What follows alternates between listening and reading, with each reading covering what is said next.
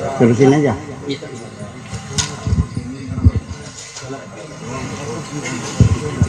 Assalamualaikum warahmatullahi wabarakatuh. Waalaikumsalam warahmatullahi.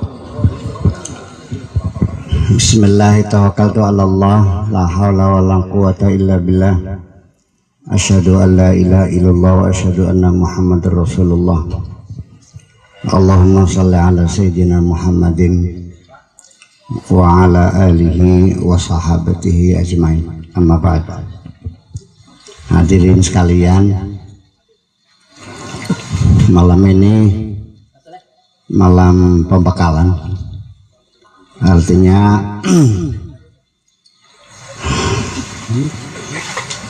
kalau orang belajar nyetir mah teori dulu lah gitu, supaya efektif dan berhasil tujuan perlu dibekali.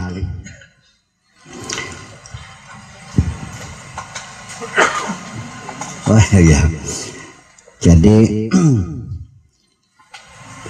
besok pagi itu sudah mulai puasa sampai nanti berakhir hari Lebaran Haji selesai.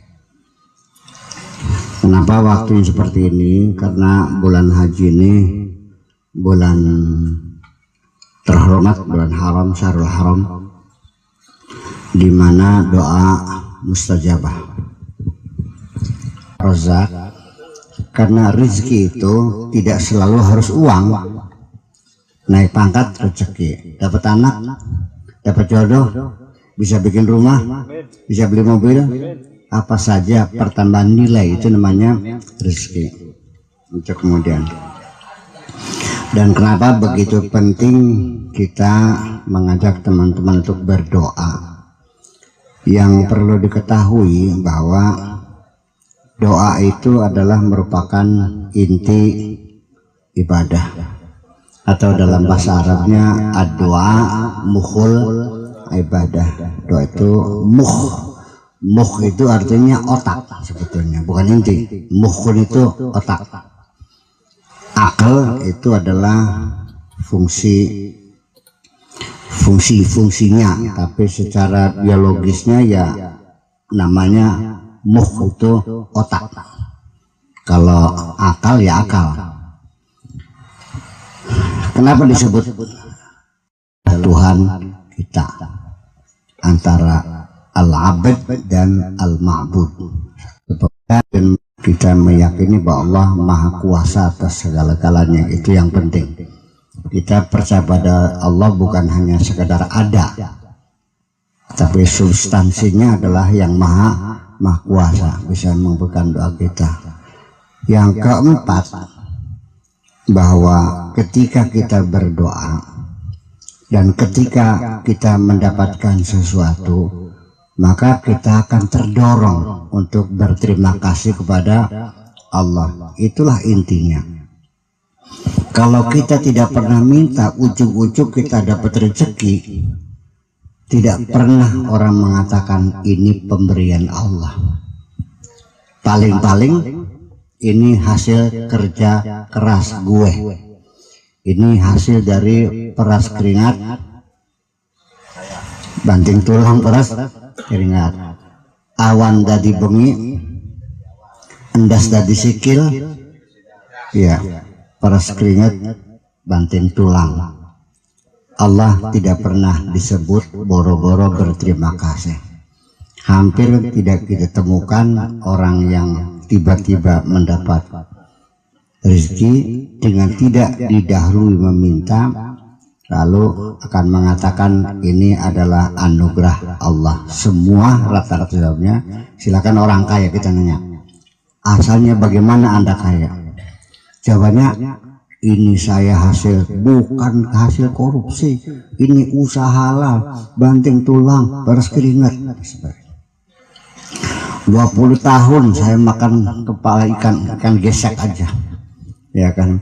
Jam 3 malam sudah giring-giring air di sawah, jam 5 pagi saya pergi ke pasar. Tuhannya mana? Nggak ada. Nah, makanya dengan berdoa itu, ketika kita mendapatkan sesuatu, kita akan merasakan bahwa itu sebagai pemberian Allah. Itu yang penting. Dan bersyukur itu adalah merupakan puncak peribadatan. Tolong diingat. Sebab sesungguhnya apapun yang kita lakukan, puncaknya adalah rasa syukur itu. Sebab kalau kita merasa dalam berbuat kebaikan seperti menghutangi Allah, seperti berbuat baik kepada Allah, menolong Allah, omong kosong semua. Memangnya Allah butuh sama kamu? Apapun yang kau kerjakan perintah Allah, jangan merasa engkau pernah berbuat kepada Allah. Allah tidak butuh kepadamu. Kamu semuanya butuh kepada Allah. Allah maha kaya, maha terpuji, tidak membutuhkan kamu. Yang butuh kita. Itulah makanya firman Allah, ya ayuhan nas antumul fuqara'u ilallah wallahu wal ghaniyyul hamid. Wahai manusia, kamu semuanya butuh kepada Allah, sedangkan Allah itu maha kaya dan maha terpuji, tidak butuh. Pengertiannya, sekalipun kita mentaati segala perintahnya, sama sekali tidak pernah menambah kerajaan Tuhan semakin besar. Kalaupun kita membangkang seluruhnya, tidak akan memperkecil kerajaan Tuhan. Kalau Allah berkehendak, akan kumusnahkan semuanya dan akan aku ciptakan makhluk yang baru. Ya, lau nasya, kalau kami berkehendak, nuzhibkum, akan ku hapuskan kamu hilangkan semuanya. Wa nati bi khalqin jadid, dan akan kami ciptakan makhluk yang baru. Pada saat kita berdoa, kita harus pada posisi terlemah seperti itu. Jangan merasa kita punya kelebihan apapun, punya kemampuan apapun. Datanglah menghadap pada Allah dengan keyakinan kita posisinya seperti itu. Tidak punya apa-apa, tidak bisa apa-apa, dan hanya sangat bergantung hanya kepada Allah. Makanya satu persyaratan orang berdoa itu satu, bukan doanya yang bagus-bagus, bukan doa yang panjang-panjang, bukan doa sambil mengerang-erang, bukan doa dengan bercucuran air mata. Semuanya tidak penting. Yang paling penting dalam berdoa, engkau yakin bahwa doamu pasti dikabulkan. Itu yang penting. Makanya Rasulullah bersabda, ud'u rabbakum wa antum muqinuna bil ijabah. Berdoalah kepada Tuhanmu, ya, dalam keyakinanmu bahwa doamu pasti dikabul oleh Allah. Jangan lalu setelah saya kasih wiridan lalu bilangnya ya baiklah kita coba. Memangnya Allah dicoba? Ya wis jentak dijajal. Lo udah boleh masa udah dijajal. Masa Allah dijajal. Iya. Jangan ada sedikit keraguan. Itu yang paling penting. Ini sebagai pembekalan. Jadi bahwa yakin satu saja yang perlu disadari. Kalau kamu tidak minta kepada Allah, lalu mau minta kepada siapa? Ya kan? Nah, itulah jadi yang paling penting dan beberapa poin bahwa doa adalah inti ibadah, yaitu yang nantinya akan mendorong kita mensyukuri nikmat itu. Dan Allah berjanji apabila kita mensyukuri nikmatnya, ya maka Allah akan menambahkan. Kalau tidak, tunggu, tak pantung sih. Ya, walaqad ta'adzana rabbukum, Tuhanmu telah berkomitmen. La in syakartum, nggak bersyukur, la azidanakum, pasti akan kutambahkan. Walain kafartum, kalau kamu kufur, inna azabi lasyadid, siksaku sangat keras. Rasa syukur lawannya adalah kufur. Kufur itu bukan tidak percaya kepada Tuhan, tapi yang tidak bersyukur itu namanya kufur. Jadi jangan salah paham bahwa walain kafartum inna azabi lasyadid. Kalau kamu tidak bersyukur, kufur, maka kenapa ketika kita tidak mengakui pemberian Allah akan disiksa? Masuk dalam pikiran Anda enggak? Ketika kita tidak mensyukuri Allah, kita akan disiksa. Kalau bersyukur ditambah, kalau tidak bersyukur disiksa. Tidak bersyukur dosa enggak? Di mana letak dosanya? Ini kadang-kadang kita tidak sadar. Ketika kita tidak bersyukur, kita tidak pernah merasa berdosa. Karena dosa dalam pikiranmu ini adalah berzina, berjudi, mabok, menipu, korupsi, dan sebagainya. Tapi tidak bersyukur tidak pernah masuk agenda dosa kita. Percaya nggak? Oke. Sekarang andaikan ibu bapakmu dari sejak kecil, ya, kita indekos di perut ibu 9 bulan, melahirkan dengan mempertaruhkan nyawa antara hidup dan mati, mencebok kita 2 tahun, menyusui kita 2 tahun, menitah-nitah kita. Alladzi hamalatu ummuhu wahnan ala wahnin wa fisaluhu fi aimin. Ibu kita betapa menderitanya, penderitaan di atas penderitaan, sampai disapih 2 tahun, dibiayai, disekolahkan, ya kan begitu. Lalu setelah dia besar, setelah dia mulia, setelah dia jadi kaya raya, tiba-tiba dia mengatakan bahwa saya kaya hasil jerih payah saya sendiri, kerja keras saya sendiri, orang tua saya tidak pernah memberi bantuan kepada saya. Apa yang terjadi? Kita sering mencuri uang ibu, ketahuan paling diselentik, setelah itu selesai. Kita mungkin juga sering bolos sekolah, mungkin ditabok sekali juga selesai. Tapi begitu kamu mengatakan bahwa ibuku tidak pernah berjasa kepadaku, dia akan menitikkan air mata dan akan mengatakan, sejak hari ini engkau bukan anakku. Paham nggak? Ini yang paling penting. Makanya saya mendukung, yuk berdoa. Itu ujung-ujungnya kalau diberi kamu akan berterima kasih. Itu persoalan. Jadi kadang-kadang kita beda sudut pandang, ya, beda sisi pandang. Jadi dianggapnya, karena dalam pikiran kita dosa-dosa besar itu ya membunuh, berzina, itu saja. Padahal dosa besar ada di dalam hati. Dan yang berdosa adalah hati, bukan tangan, bukan mulut, bukan kaki. Dan nanti ketika di kemudian hari, ketika engkau dilakukan investigasi, dilandrak, cuman pengen marahnya apa namanya, diadili, itu namanya landrak, ya gitu. Itu mulut kamu dilakban, tanganmu yang akan menyaksikan, yang akan berbicara tanganmu, dan kakimu yang akan menyaksikan apa yang kau lakukan. Al-yawma nakhtimu ala afwahihim wa tukallimuna aydihim wa tashhadu arjuluhum bima kanu yaksibun. Nah, selama di sini, ya, pesan saya konsentrasi, jangan banyak main-main lah, ngobrol seperlunya saja, apalagi rebutan daging. Yang sudah-sudahlah, ya kan gitu. Ke depan kita konsentrasi.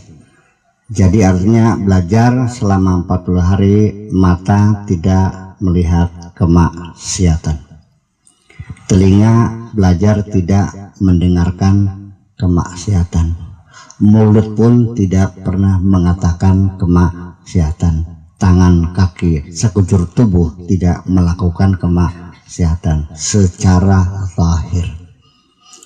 Bisa saja, tapi tetap pada saat yang sama kamu masih melakukan banyak kemaksiatan dalam pikiranmu, dalam hatimu. Jadi yang dijaga bukan hanya badan saja, tapi pikiran dan hati kita juga dikontrol, ya.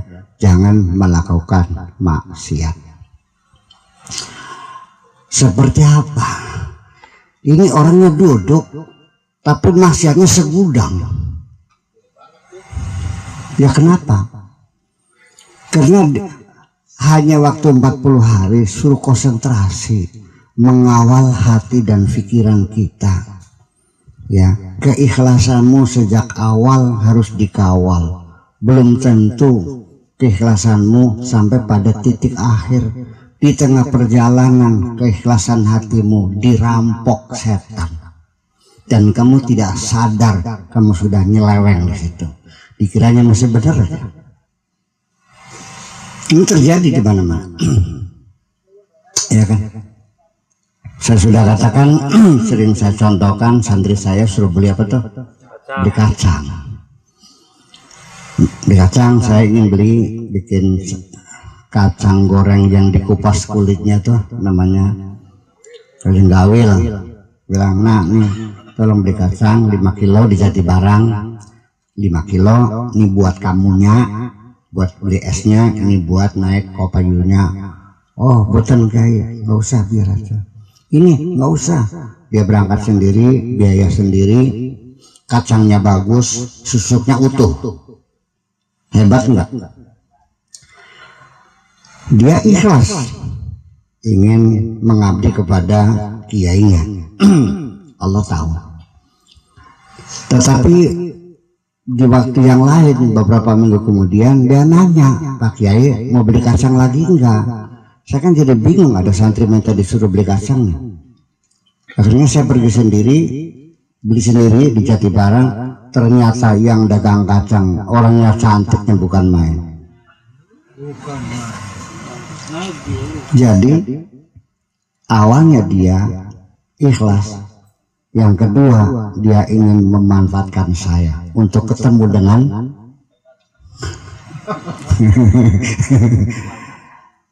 dia itu tidak sadar bersudut nyeleweng itu. Ingat makanya saya berkali-kali kepada teman-teman sejak dulu zamannya pakai Yunus, Mas Epeng, masih sedikit. Penyakitnya satu, rasa takut mencekam di hutan ini. Belum pakai lampu ini ya, masih pakai gelap gulita, masih pakai lilin, masih pakai ini, pakai lampu minyak. Ketakutan, saya bilang nggak usah takut, nggak usah takut. Kamu saya monitor. Monitoring yang terus menerus. Aku selalu mendampingi kamu. Laksanakan. Masih tetap aja perandang perinding. Belum mau meremang-remang. Alasannya apa? Buyanya nggak kelihatan sih. Saya lagi menceritakan keterjebakan saya terjebak, saya merasa berdosa dan saya minta ampun. Saya terjebak karena saking gemesnya sama murid-murid yang nggak percaya bahwa pikiran kita dikontrol, hati kita dikontrol. Ya, jadi artinya begini. Kalau Nabi Isa itu bisa menebak bahwa tadi pagi kamu sarapan apa, mazataf turun, apa yang kamu sarapan. Dan Nabi Isa tahu di dapur kamu nyimpen apa, wa matad dakhirun. Nah sekarang bukan hanya itu, tapi kemana kau bawa pikiranmu selama 40 hari otakmu dibawa berselancar kemana, semuanya terekam. Silakan Mas Wawan kasihkan internetnya kepada saya, akan saya buka historinya, dan saya bisa membuka malam ini Anda berselancar kemana. Ternyata ke situs-situs yang nggak bener-bener, semuanya terbuka. Percaya nggak? Nah, ini otak kita ini sama. Selama di hutan ini, tolong jangan berselancar kemana-mana. Biarkan otakmu, hatimu, badanmu, semuanya perasaanmu di sini bersama. Itu. Akhirnya saya buktikan kepada waktu itu Mas Epeng ya, terus Pak Yunus, Pak Jisobirin, ingin saya buktikan bahwa kamu dikontrol oleh Allah. Pagi-pagi saya kumpulin, saya ceritakan mimpi mereka tadi malam apa. Ya, Mas Epeng, saya bilang tadi malam pacar kamu yang dulu datang dan minta dikawin. Betul? Iya. Yunus begini. Terus Pak Sobirin, kamu tadi malam mimpinya kepala kamu di pangkuan perempuan yang putih bersih dan kaki kamu di PJT oleh perempuan yang hitam. Betul? Artinya bukan apa yang kamu lakukan, apa yang kamu pikirkan juga direkam semuanya. Ya, ini juga saya sebetulnya terjebak. Seharusnya saya tidak usah begitu. Dan saya berdosa kepada Allah. Kenapa saya harus melakukan hal itu? Dasarnya saking gemesin sudah kita bareng. Bebel berkota bercerdas-cerdas kan. Anggur goblok pasti makin itu. Asalnya gitu. Ya sudahlah. Dan itu tidak akan terulang lagi. Bahwa yang penting saya bisa meyakinkan murid saya bahwa kemana pikiran berselancar, Allah tahu semuanya, dan semuanya adalah dosa-dosa yang tidak pernah kamu sadari. Minimal sekarang 40 hari ya, tolong konsentrasi ya, bukan hanya mulut, mata, telinga, tangan, kaki, sampai hati dan pikiranmu, otak dan hati. Otak beda, hati beda. Ya, semuanya ini namanya hardware, yang ini namanya software semuanya itu. Jadi yang rusak itu yang software ya, softwarenya. Kalau hardware mah jarang rusak, kecuali kebakar ya. Ini kalau ngehang yang rusak software apa hardwarenya? Kalau buffering begitu, lelet itu gimana tuh? Kalau seandainya terhapus semua datanya, di mana rusaknya? Di software. Nah, makanya kita belajar selama 40 hari ini, coba yang konsentrasi, ya berzikir dengan khusyuk, ya karena orang bisa saja sambil salat betul, tapi otaknya ngayalin istri tetangga. Allah tahu kok. Betul nggak? Sholat Allahu Akbar, pikirannya mikir Syahrini. Mungkin nggak? Yang terjadi. Nah itu, saya kira itu sangat penting sekali. Ya, jadi artinya dikawal, hati dikawal, pikiran dikawal, antara hati dan pikiran, antara hati dan otak ada satu jaringan kerjasama, dan kita harus tahu di mana apa yang kamu kerjakan hatimu bagaimana, pikiranmu bagaimana. Sesungguhnya intinya itu hati. Otak sendiri hanya menopang saja. Jadi otak itu hanya meregulasi perintah yang dikeluarkan oleh hati kita. Saya ulang lagi bahwa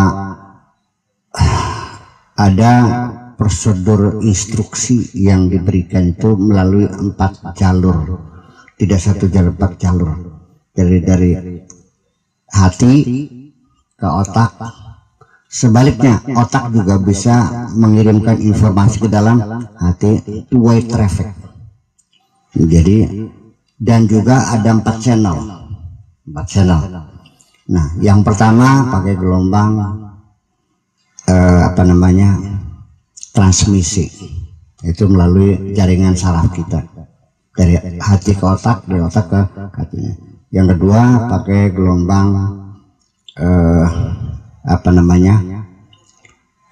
disebut gelombang biokimia, yaitu berasal hormonal. Yang ketiga pakai gelombang biomekanika, yaitu dengan gelombang tekan. Yang keempat melalui gelombang elektromagnetik. Gelombang elektromagnetik ini yang paling cepat, paling canggih, dan paling kuat komunikasinya. Sehingga kalau kita ini sudah mampu 40 hari mengontrol pikiran kita, kita akan punya kemampuan menggunakan potensi gelombang elektromagnetik yang ada dalam otak kita, bisa mempengaruhi pikiran orang lain. Itu sakti nggak? Iya, itulah kira-kira, dan itu isinya. Yang paling inti mah saya ingin bahwa harapkan semuanya berhasil semuanya. Ya, dan saya bermisi harus istighosa dulu ke laut ya. Nanti ada tamu kita, Pak Astiadi akan kesini lagi. Saya besok sore kesini lagi, ibadah dari rumah. Nanti besok malam saya sudah ada di sini lagi. Jadi saya mohon izin tidak bisa mengikuti malam ini. Dan nanti yang memimpin istighosa malam jam 12 mulai. Pak Dukinya ya sudah siap kan? Ya, udah gitu saja. Mudah-mudahan ada manfaatnya dan selamat berpuasa. Bismillahirrahmanirrahim. Rabbana auzana nashkura ni'mataka allati an'amta 'alaina wa 'ala walidayna wa an na'mala salihan tardah wa adkhilna bi rahmatika fi ibadika salihin. Rabbana atina fid dunya hasanah wa fil akhirati hasanah wa qina adzabannar. Sallallahu ala sayyidina Muhammadin wa ala alihi wa sahabati ajmain. Subhana rabbika rabbil izzati amma yasifun wa salamun alal mursalin walhamdulillahi rabbil alamin. Assalamualaikum warahmatullahi wabarakatuh. Aduh.